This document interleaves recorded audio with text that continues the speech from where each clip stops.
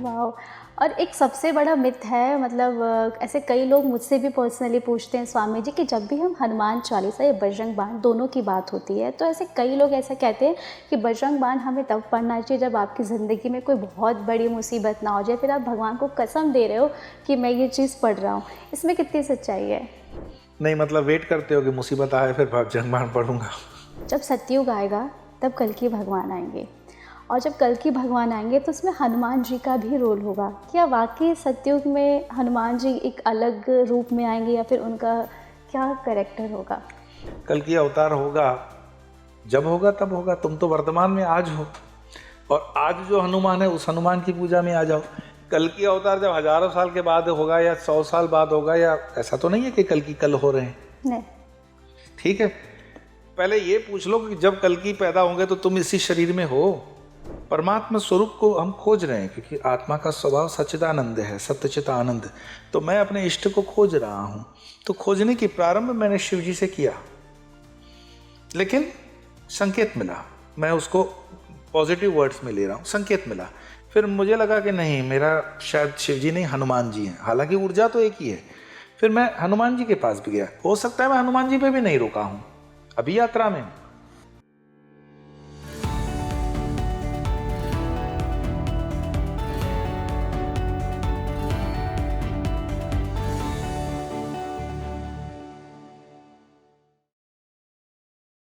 नमस्ते, hello and welcome to Speaking Tree. मैं सोनी भारद्वाज एक बार फिर आप सभी का स्वागत करती हूँ। आज के इस खास पॉडकास्ट में मैंने उन सभी सवालों को उठाए हैं जो एक हनुमान के भक्त होते हैं, उन सभी के मन में ज़रूर उठता होगा। वैसे तो स्वामी जी ने बताया है कि सभी हनुमान जी के भक्त होते हैं, पर फिर भी कुछ चुने हुए लोग होते हैं जो हनुमान जी को बहुत ज़्यादा मानते हैं। तो आपको हम बता दें कि इस खास पॉडकास्ट में हमने बात किया है कि आखिर हनुमान चालीसा और बजरंग बाण हमें कब पढ़ना चाहिए, दोनों में महत्व क्या है। और मोस्ट इम्पॉर्टेंट चीज़, जो लोग कहते हैं ना कि जो लोग नॉनवेज खाते हैं उन्हें भगवान की ब्लेसिंग्स नहीं मिलती है, ये सच जानने के लिए आपको पूरे पॉडकास्ट के एंड तक बने रहना होगा। तो हनुमान जी कहाँ हैं ये भी आपको इस खास पॉडकास्ट में पता चल जाएगा। यदि आप हनुमान जी के सच्चे भक्त हैं तो ये वीडियो आपको ज़रूर सुनना चाहिए, क्योंकि हनुमान जी किस पे अपनी ब्लेसिंग्स बरसाते हैं, किन लोगों पर अपना आशीर्वाद देते हैं, ये भी हमने आपको बताया है। इसके लिए हमारे पास आज एक खास गेस्ट हैं जो पहले भी हमारे इस प्लेटफॉर्म पे आ चुके हैं, स्पिरिचुअल गुरु स्वामी यू जी। उन्होंने सारे तथ्यों को, सारे मिस्टिकल चीज़ों को उन्होंने बिल्कुल सही तरीके से बताया है, तो आपको इस पॉडकास्ट को ज़रूर देखना चाहिए। सबसे पहले स्वामी यू जी, मैं आपका स्वागत करती हूँ स्पीकिंग ट्री में। नमस्कार, नमो नारायण। नमस्कार। मुझे लगता है कि इस दुनिया में ऐसे बहुत सारे लोग हैं जो हनुमान जी के सच्चे भक्त हैं। मेरा ना एक बहुत ही महत्वपूर्ण सवाल ये है कि जब भी हम हनुमान जी के बारे में पढ़ते हैं या फिर उनके मंदिर जाते हैं, तो खासकर जो उनके भक्त होते हैं उनके मन में सबसे पहले सवाल यही होता है कि क्या हनुमान जी चुने हुए लोगों को ही दिव्य संकेत देते हैं, या फिर क्या हनुमान जी से कलयुग में दर्शन करना प्राप्त है हर किसी के लिए? इस जगत में, इस पृथ्वी पर ऐसा कौन सा व्यक्ति है जो हनुमान का भक्त नहीं है? इससे क्या फर्क पड़ता है कि तुम हिंदू हो, मुसलमान हो? पवन के बिना तो नहीं जी सकते हो ना। नहीं। तो पवन पुत्र हैं, तो मानो ना मानो इससे क्या फर्क पड़ेगा। पवन पुत्र व्याप्त है सारे ब्रह्मांड में, तो जहां जहां पवन है वहां वहां हनुमान है। लेकिन हमने अपनी श्रद्धा अगर उस तरफ फोकस की, इष्ट बनाया कि हनुमान जी मेरे इष्ट हैं, तो एक उसके लिए आदर, एक अनुभूति एक अलग होती है। तो मैं बड़े विनम्रता से, वो जो मैंने बात कही ना कि सभी हनुमान जी के लिए सभी भक्त हैं। आपने बोला ना, हनुमान जी के जो अच्छे भक्त होते हैं, हनुमान जी का कोई बुरा भक्त भी नहीं हो सकता, और जो बुरा है उसके लिए भी पवन चल रही है। तो हनुमान जी सदा सदैव चिरंजीवी है ना, तो सप्त चिरंजीवियों में हनुमान है। तो वो एक कह सकते हो कि हर क्षण प्रतिपल हैं ही। अब उसको अनुभव करना या उसको अनुभूति में लाना, ये साधक अपनी साधना के माध्यम से कर सकते थे, और वो कैसे करेगा वो तो साधक के ऊपर है। ऐसा मैंने सुना है कि जो साधक होते हैं वो बहुत ही साधना में यदि हनुमान जी की शक्तियाँ या हनुमान जी के एनर्जी से कनेक्ट होना चाहते हैं तो उन्हें हनुमान जी अपने दिव्य दर्शन देते हैं। दर्शन की इंटरप्रिटेशन ये है, मान लो कोई बचपन से 7-8 साल की उम्र से एक हनुमान जी का लाल लंगोट वाला जो सिंदूरी रंग है उस चित्र की पूजा कर रहा है। हनुमान चालीसा कर लिया, हनुमान बाहु कर लिया, जितने भी स्तोत्र वगैरह हैं वो कर लिया। अगर उससे प्रश्न पूछा जाए कि हनुमान जी तुम्हें दर्शन देंगे तो कैसे देंगे, तो उसके दिमाग में पहले जो फ्रेम आएगा वो यही आएगा कि ये गेरुआ वाला जो वस्त्र है उसी में देंगे। हनुमान जी उनके इस विचार से बंधे हुए हैं क्या? वो हेल्यूसिनेशन हो गया। आपने अपने मन को सजेशन दिया कि हनुमान जी मुझे गेरुआ में दिखाई देंगे, पर वास्तव में हनुमान जी गेरुआ में दिखाई दें और नहीं दें, दिखाई दे भी सकते हैं। दिखना इतना महत्वपूर्ण नहीं है, वो गलत हो भी सकता है, हेल्यूसिनेशन हो सकता है, लेकिन हनुमान जी का अनुभव अपने जीवन में होना। तो साधक अपने रोजमर्रा के जीवन में उस चीज को काफी कुछ अनुभव करता है। बाकी तो क्या होता है कि हम अपने ही माइंड को सुपर सजेशंस देने लगते हैं। नहीं, लोग कहते हैं कि मुझे देवी का अनुभव होने लगा है, मुझे भैरव जी का अनुभव होने लगा है। ये सुनी सुनाई बातों में मैं मानता हूँ 70-80% साधक उस अवस्था में होते हैं। और हनुमान जी का अगर आपको एक बार अनुभव होने लगता है तो आपके खान पान, रहन सहन, जीवन, प्रतिपल आपका जो व्यवहार, उसमें आपको बिल्कुल वो जीवंत वो अनुभव फील होंगे। नॉट नेसेसरी वो आपके सामने कोई गेरुआ वस्त्र में हो तो ही आपको हनुमान दिखे। तो अनुभव आना चाहिए, अपने जीवन में अनुभव उतरना चाहिए। That is realisation. और जैसे कहते हैं ना स्वामी जी कि जैसे हम महाशिवरात्रि की बात करते हैं, तो ऐसे ही जब भी हर साल ऐसे त्यौहार आते हैं, चाहे हम हनुमान जयंती कह लें, तो इसमें इस खास दिन पे क्या कोई ऐसा डिवाइन पोर्टल ओपन होता है, यदि कोई साधक इस खास दिन पर हनुमान जी की साधना करे तो वो उस चीज़ से कनेक्ट हो जाए? कोई डिवाइन पोर्टल ओपन होता है, इसको ऐसे मानो कि मेरे 50 दोस्त हैं, 50 मित्र हैं, और सबका मैंने बर्थडे याद रखा हुआ है। तो साल में एक बार उनके घर पहुंच गए फूल का गुच्छा लेकर के, कितना एक्साइटेड होते हैं, oh so nice of you, thank you. WhatsApp पे भी मैसेज भेज दो हैप्पी बर्थडे, तो कितने खुश होते हैं। तो आप ये नहीं बोलते हो कि दोस्ती में कोई पोर्टल खुल गया क्या विशेष? कोई पोर्टल नहीं खुला, आपकी स्मृति का पोर्टल जरूर खुला। आपने कनेक्ट किया उसको उसके दिन के साथ, उस विशेष दिन के साथ। वैसे तो क्या हनुमान जी का कोई जन्मदिन हो सकता है क्या? जो चिरंजीवी है उसका जन्मदिन कैसे हो सकता है? भगवान का जन्मदिन नहीं। हमारा हो सकता है, बट एक कनेक्ट अपने को करने के लिए, उसे ऑस्पिशियस डे है, पवित्र दिन है, उसकी स्मृति को पुनः जागृत करने के लिए, अपनी साधना को बढ़ाने के लिए, और अपने आप को उस साधना से जुड़ाव रखते हुए उसकी अनुभूति को प्रत्यक्ष अनुभव करने के लिए है। तो ठीक है, लेमन्स लैंग्वेज में कह सकते हैं कि पोर्टल, ये सोशल मीडिया का ही वर्ड है, ऐसा कोई पोर्टल वोटल नहीं खुलता। बट हाँ, कनेक्टिविटी जितनी बढ़ाओ, जैसे भैरव की काला अष्टमी है, तो ऐसा नहीं कि काला अष्टमी को पूजा करो तो भैरव खुश होते हैं बाकी नाराज हो जाएंगे। लेकिन वो जो स्थितियां हैं, चंद्रमा की स्थिति है, वो जो उसका पूरा पंचांग है, वो उसके अनुकूल है। माँ की शक्ति के लिए जैसे हम मानते हैं अमावस्या को काली की साधना होती है, तो like that yes, particular days पे हमारी उससे कनेक्टिविटी इजीली हो जाती है।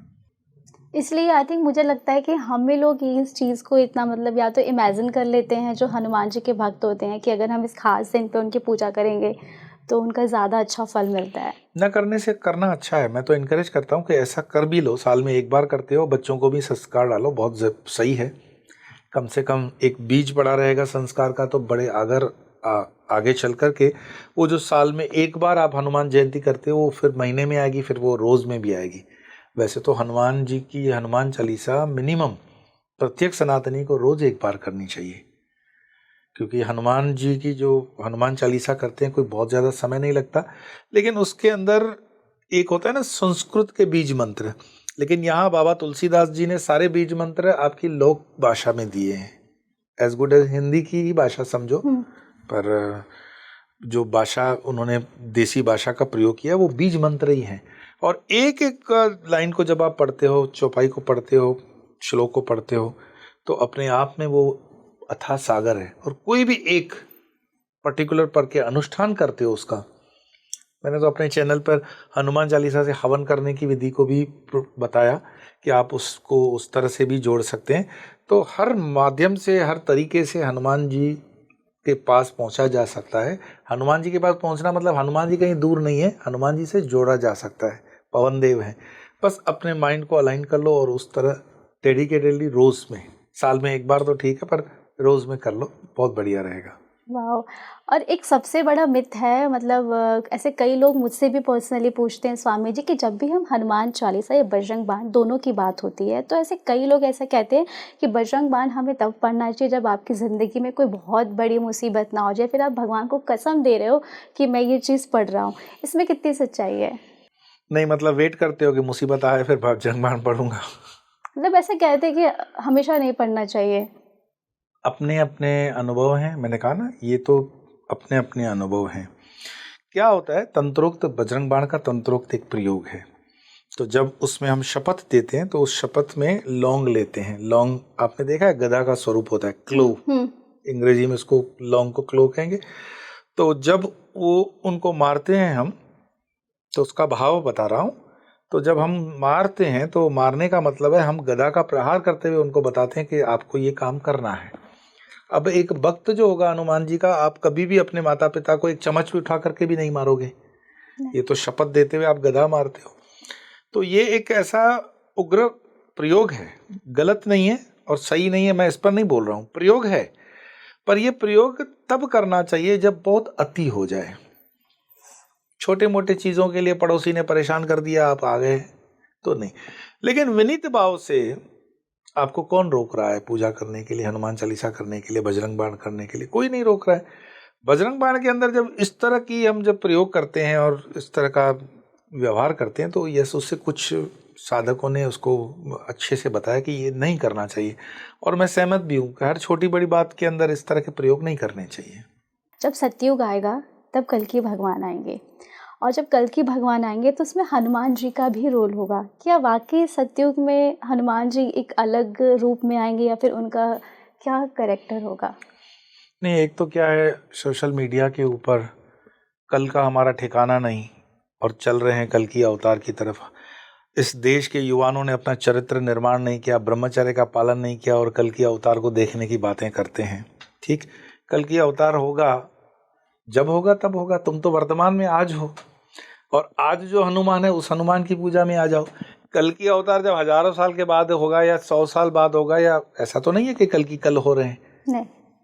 ठीक है, पहले ये पूछ लो कि जब कल की पैदा होंगे तो तुम इसी शरीर में हो, मिल लोगे हनुमान जी से? तो क्यों दिमाग की दही बना रहे हो? वर्तमान में जो हनुमान जी हैं उसकी पूजा पाठ करके ब्लेसिंग्स ले लो, ताकि कल की अवतार में हनुमान जी हैं तो तुम उनके भक्त बन करके उनका सानिध्य प्राप्त कर सको। तो मैं इस पर तो इसलिए टिप्पणी नहीं करूँगा कि ये सब हाइपोथेटिकल क्वेश्चंस हैं। मैं वर्तमान में जीने की बातें करता हूँ। मैं कहता हूँ to be in this moment. तुम्हारा दुख भी इसी क्षण का है, सुख भी इसी क्षण का है। तो बहुत ज़्यादा कल्पनाओं के जगत में रहने से मैं इस व्यक्तिगत तौर से सहमत नहीं होता हूँ। पहले वर्तमान सुधार लो, फिर भविष्य होगा। कल की अवतार जब होगा तब होगा, पहले वर्तमान तो अपना सुधार लें और वर्तमान में जो हनुमान जी है मैं उसकी पूजा में आनंद उठा लूँ।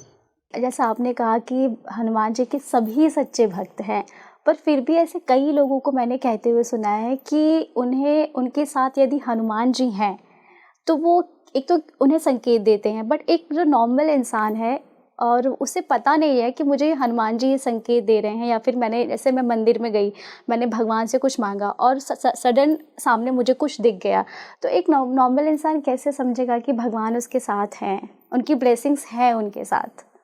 पहली बात तो हम जीवित हैं, उनकी ब्लेसिंग्स के बिना तो जीवित नहीं हो सकते हैं। इससे सबसे बड़ा प्रमाण, मैं किसी लेक्चर्स में था कॉलेज के, तो उसमें उन्होंने बताया कि भगवान के होने का प्रमाण क्या है। आपके ही प्रश्न का समांतर प्रश्न था, भगवान के होने का क्या प्रमाण है, क्योंकि वो विज्ञान के प्रवाह के थे, साइंस फैकल्टी के थे। तो मैंने उनको इतना ही कहा कि ये शब्द जो मैं आपको बोल रहा हूँ ये संतों ने पहले कह रखे हैं, मेरे अपने शब्द नहीं हैं, कि आप ऐसा एक कंप्यूटर या आर्टिफिशियल इंटेलिजेंस से ऐसा एक लैब मतलब बना दो, रोबोट, जिसके मुंह में रोटी डालो और वो सुबह जा कर के शौचालय में फ्लश कर दे, और ऐसा रोबोट बनाओ कि रोटियां और चावल खिलाओ और वो ब्लड बना दे। कर सकते हो ऐसा? तो बोले नहीं हो सकता। क्यों? विज्ञान इतना काम कर सकता है तो ये काम क्यों नहीं कर सकते हो? तो कुछ काम ऐसे हैं परमात्मा के जिसको हमें बोलने से स्थापित नहीं कर सकते कि इस कारण परमात्मा है। परमात्मा घटित हो रहा है क्षण क्षण, पल पल, हर पल।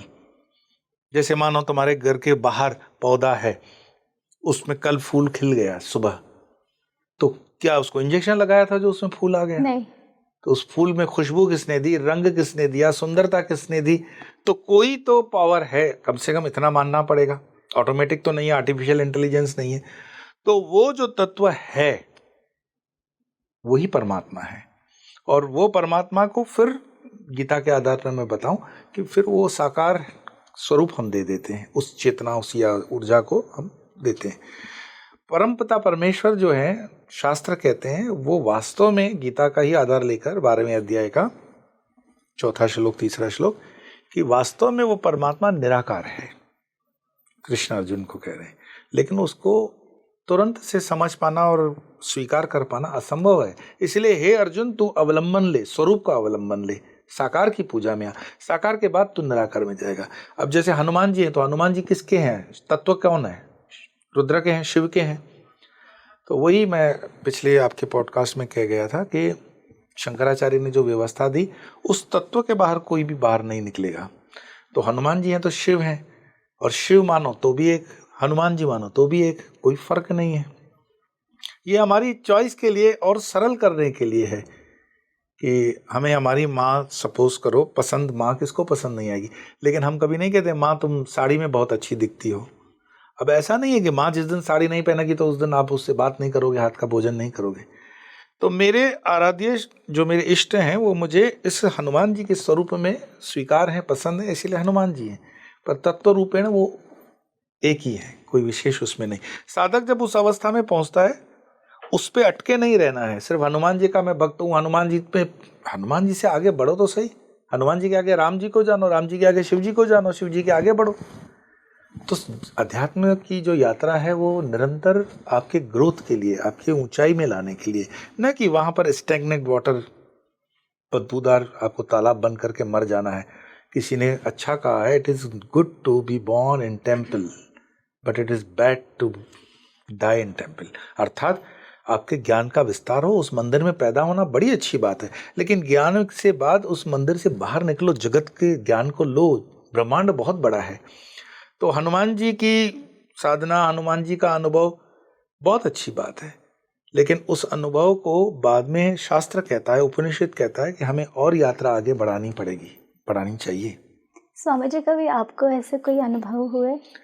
नहीं, अनुभव, निजी जो अनुभव होते हैं हमारे जीवन में, तो हमें जो गुरुजनों की हिदायत होती है उसको हम पब्लिक को इसलिए नहीं कहते कि वो बेवजह का एक अपने लिए माहौल बनाना होता है। तो ये कोई तमाशा या माहौल बनाने की दृष्टि से नहीं है। पर अगर आप सोचते हो कि एक बहुत पास्ट को कोई छोड़ करके इस वस्त्र को धारण करता है और उस वस्त्र में टिका हुआ है और आपके साथ पॉडकास्ट दे रहा है, तो उसको इसमें आनंद तो आ ही रहा है एटलीस्ट। बहुत। तो मुझे परमात्मा मिले न मिले कुछ मुझे नहीं पता। एक वारदात इसमें बता दूं कि रामकृष्ण परमहंस के जो रामकृष्ण मिशन है, उनके 13वें अध्यक्ष पूज्य रंगनाथानंद स्वामी जी से किसी ने पूछा था कि आपने जीवन के 50 साल दे दिए संन्यास के, क्या आपको परमात्मा प्राप्त हुआ? मैं उसमें प्रत्यक्ष सामने था, इसीलिए उनका ही जवाब दे रहा हूं, जो जवाब सही है मेरा है। तो उन्होंने कहा मुझे ये नहीं पता 50 साल मैंने जीवन की साधना के दिए, सन्यासी बना, तो मुझे परमात्मा मिला कि नहीं मिला, बट एटलीस्ट मैं एक गुड ह्यूमन बीइंग बन गया हूं। तो मैं मनुष्य हूं, और मनुष्यत्व को प्राप्त करना ये भी अपने आप में बहुत बड़ी बात है। आप स्वयं से पूछें कि जगत में ये सब 2 टांग वाले जितने आपको दिख रहे हैं, ये सारे मनुष्य हैं? इनका व्यवहार मनुष्य जैसा है? इनका आचरण मनुष्य जैसा है? क्या मैं स्वयं से पूछो, मैं मनुष्य हूं? बहते हुए नल को हम बंद नहीं करते, चलते हुए गाड़ी के ट्रक के पीछे जो पत्थर रखते वो हम नहीं हटाते, जो इंजर्ड है उसको हम अस्पताल नहीं पहुंचाते, टैक्स की चोरी करने का मौका मिले हम नहीं छोड़ते। तो सारा कपट, सारा पाखंड, एक मनुष्य जो होगा वो मनो एशिया शब्द को समझो। तो अगर आप अपने आप में अनुभव परमात्मा का होगा तो पहले आप मनुष्य ही बनोगे, उसके बाद अनुभव अपने आप में आपको संत बनाता है, विद्वान बनाता है। तो मैं भी मानता हूँ मेरे अनुभव का कि अगर मैं एक अच्छा मनुष्य बन जाऊं, that is more than enough.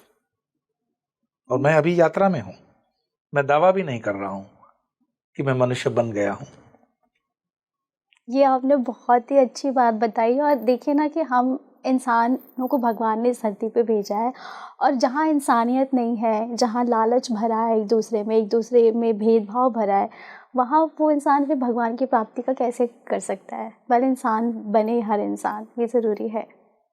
नहीं, हमें गुरुकुल या शास्त्र से तो यही समझाया जाता है, पढ़ाया जाता है उपनिषद के माध्यम से। प्राप्त तो उसको करना है जो हमसे बाहर है, हमसे अलग है। लेकिन जो आपका स्वयं का स्वरूप है, आप स्वयं हो। कोई मुझे मैं कहूं कि मेरा हाथ मुझे प्राप्त नहीं है, तो हाथ तो मेरे ही पास है ना।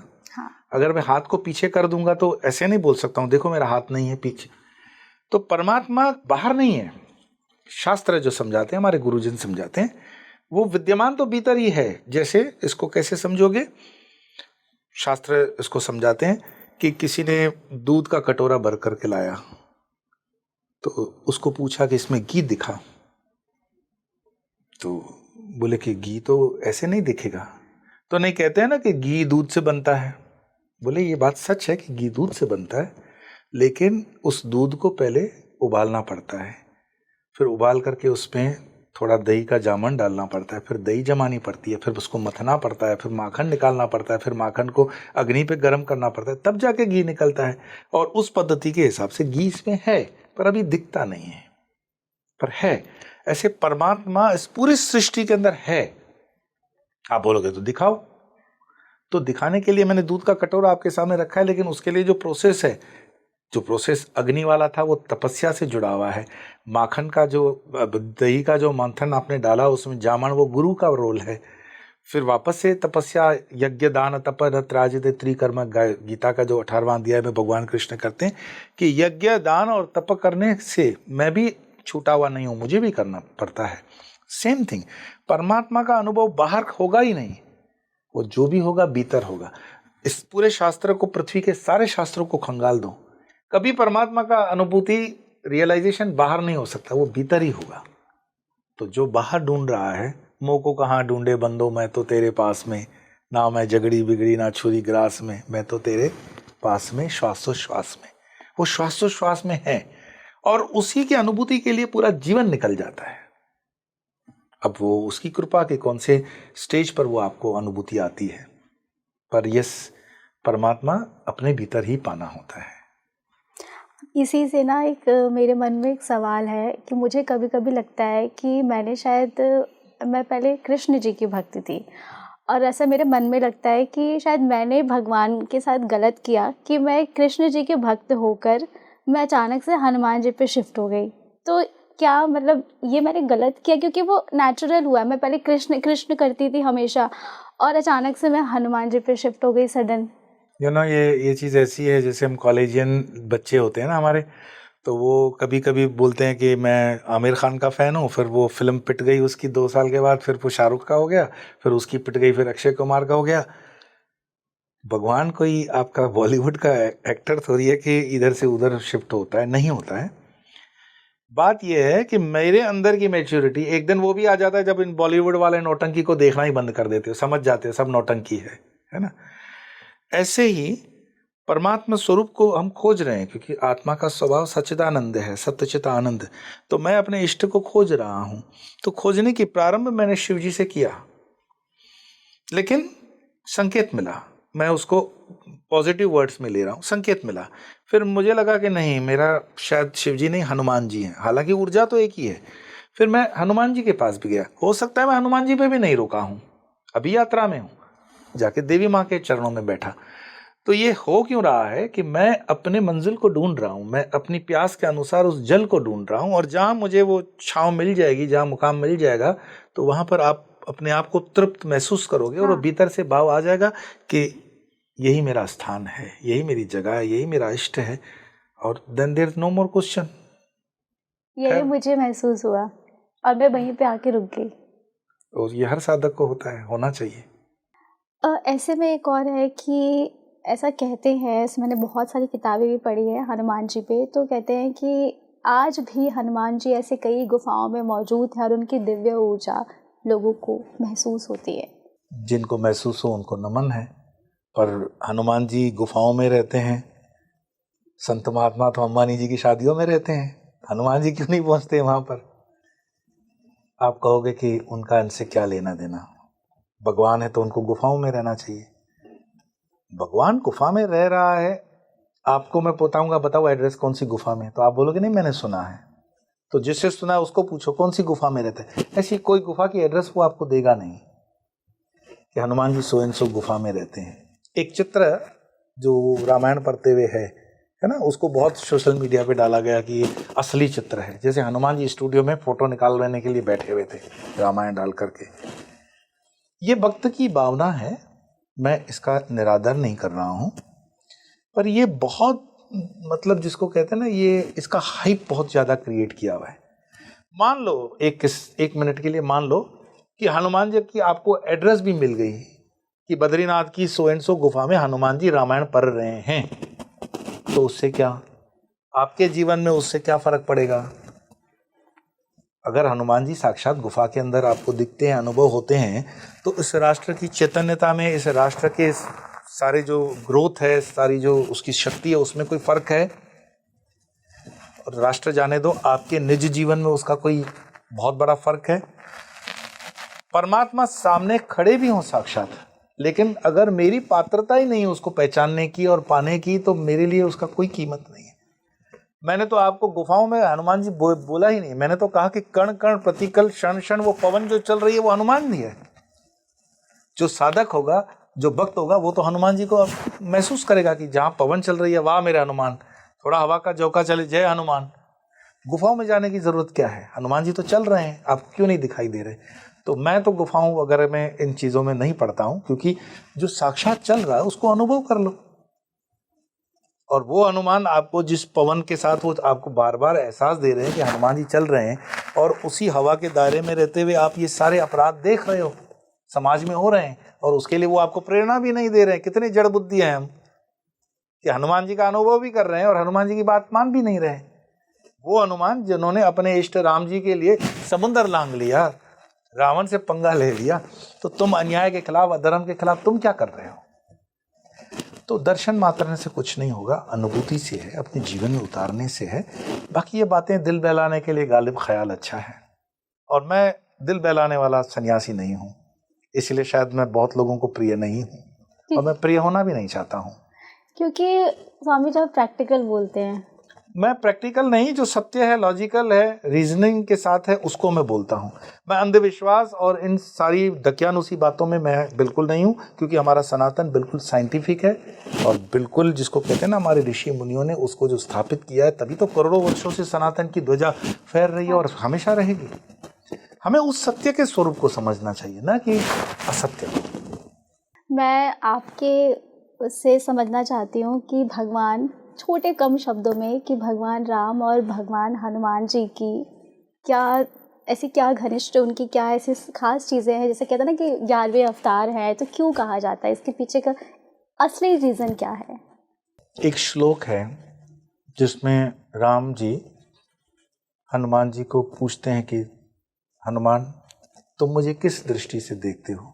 वो बहुत सुंदर श्लोक है संस्कृत का।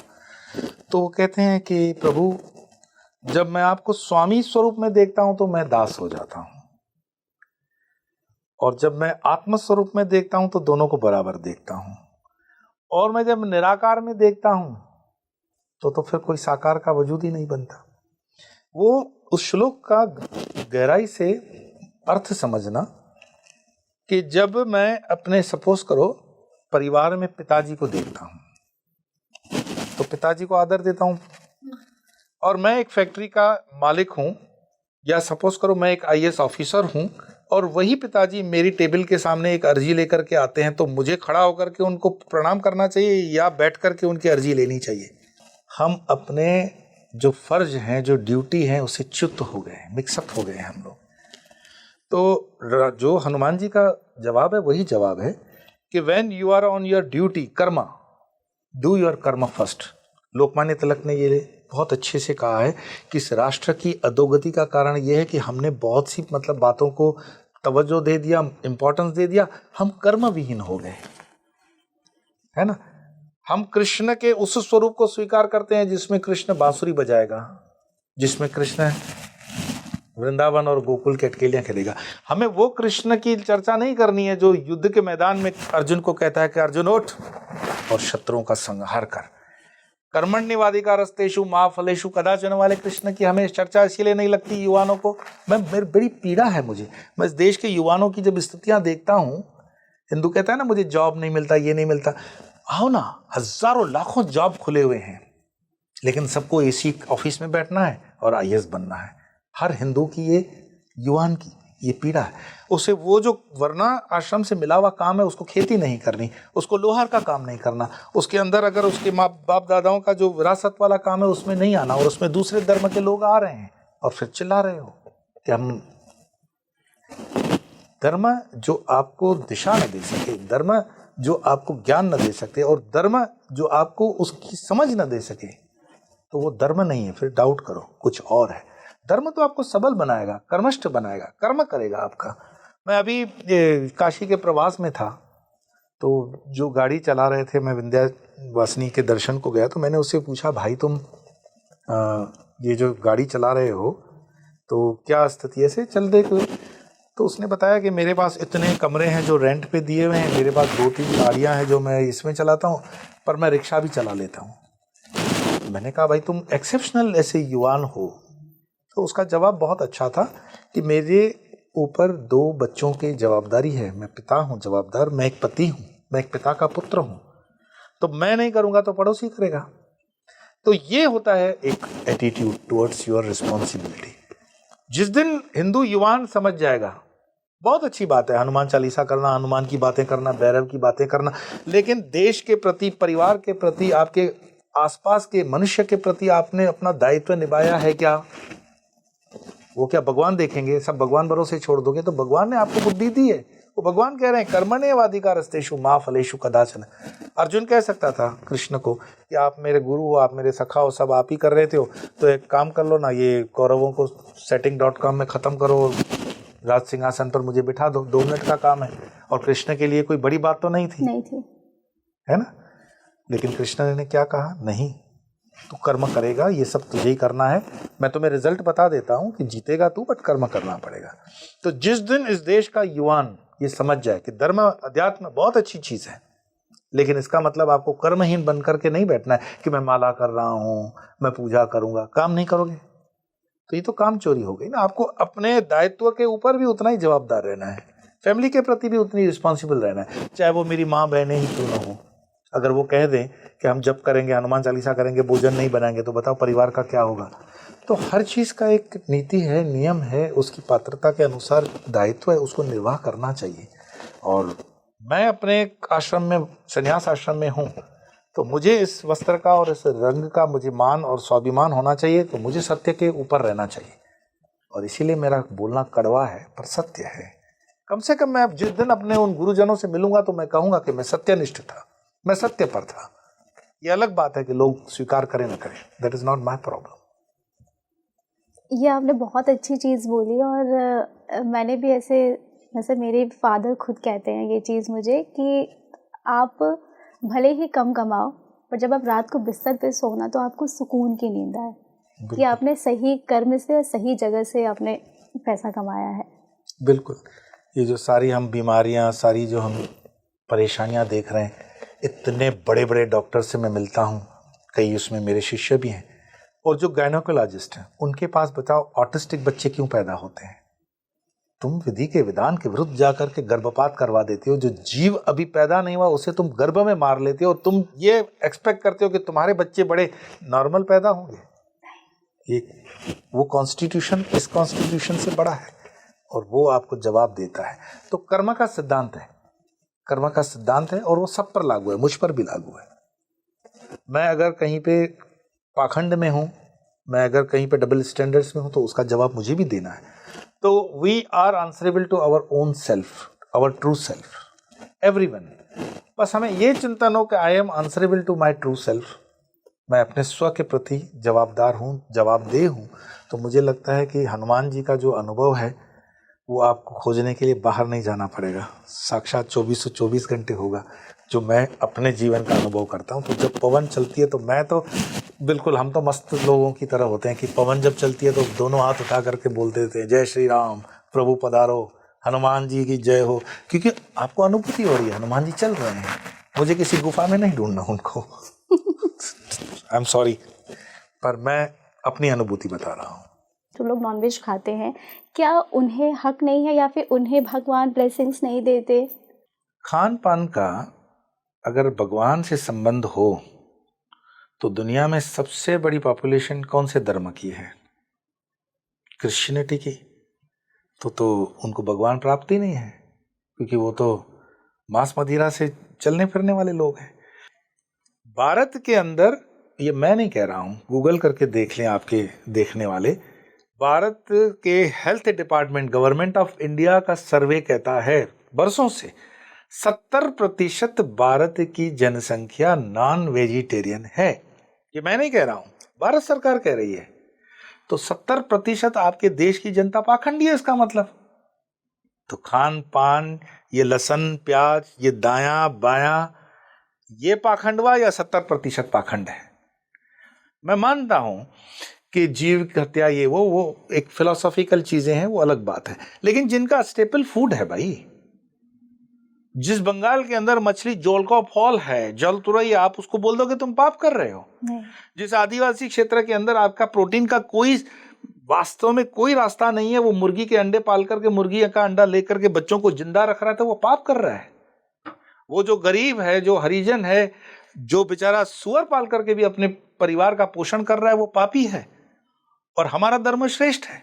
ये सबसे बड़ा पाखंड है, और ये पाखंड सिर्फ भारत के 50-60 वर्षों के अंदर ये उपजा है, क्योंकि एक पर्टिकुलर लॉबी है इस देश में जो फंडिंग करके सारे कथाओं के मंडपों से ये आह्वान करवाती है कि प्याज सुअर के यहाँ से पैदा होता है, लहसुन सो एंड सो से होती है, रक्त मांस ये है।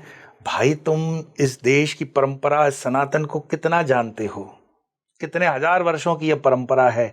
तुम अपने माँ को गाली दे रहे हो, तुम कामाख्या को गाली दे रहे हो, तुम काली को गाली दे रहे हो, तुम दश महाविद्या को गाली दे रहे हो। तो सबसे बड़े पाखंडी कौन?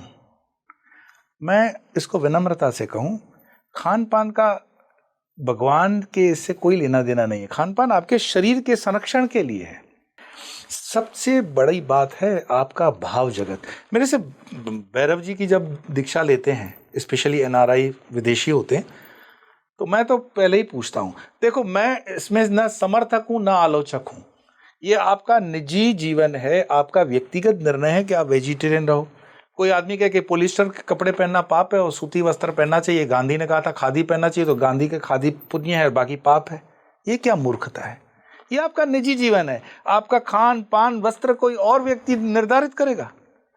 तो जब वो एनआरआई मेरे से पूछते हैं कि हम लोग विदेश में रहते हैं तो हम लोग नॉनवेज खाते हैं, तो हम भैरव की दीक्षा ले सकते हैं? क्यों नहीं ले सकते हो भाई? तुम्हारे भैरव के आगे भोग लग सकता है, दीक्षा क्यों नहीं ले सकते हैं? और तुम हर पदार्थ को भगवान को अर्पित करो ना। कौन मना कर रहा है? शास्त्र ने तुमको विधान दिया है, शास्त्र ने तुमको ये फैसिलिटी दी है। परंतु कुछ उठाई गिरे ऐसे लोगों ने, मैं लोग उठाई गिरे इसीलिए बोलता हूं क्योंकि धर्म के नाम पर चंदा जमा करने के लिए इन लोगों ने दो लोगों के बीच में लड़ाई लगाई है। 70% जनता जो प्याज लहसुन खाती है, अच्छा प्याज लहसुन की खेती का पैसा उनके भंडारे में जाए तो उनको दान लेने में दिक्कत नहीं है। हमारे गुजरात के अंदर मैंने एक संत को कहा कि आपके मंदिर में जो दान चढ़ता है वो मछली मारने वाला डालता है, तो आप उसका दान नहीं लेते हो, मंदिर तो उसी से बना रहे हो। तो ये पाखंड नहीं है। तो हम इन खान पान की चीज़ों में बेवजह उलझ गए हैं। ये कोई मुद्दा नहीं है राष्ट्र का, और ये मुद्दा होना भी नहीं चाहिए। ऐसे में मैं अपने दर्शकों से कुछ कहना चाहूँगी कि बहुत सारे ऐसे मिथ थे जो स्वामी जी ने आज क्लियर किए हैं और मेरे खुद के भी किए हैं। फिर भी यदि आपके कुछ सवाल हैं जो आप स्वामी जी से पूछना चाहते हैं तो हमें कमेंट करके आप ज़रूर बता सकते हैं। और स्वामी जी ने एक बात बहुत ही अच्छी कही कि हनुमान जी सभी के भक्त हैं। और रही बात नॉनवेज खाने और ना खाने की, तो वो भी मिथ है, इन्होंने दूर कर दिया है कि ऐसा कुछ भी नहीं है। हालांकि कई लोग ऐसा कहते हैं, बट ये सबका अपना अपना नज़रिया है इस चीज़ को लेकर। मैं कमेंट नहीं करता हूँ उस पर। आपके पास अपना विवेक है, डिस्क्रिमिनेशन ऑफ माइंड है, उस पर विचार कर लो। आपका एक बार फिर से धन्यवाद। नमो नारायण।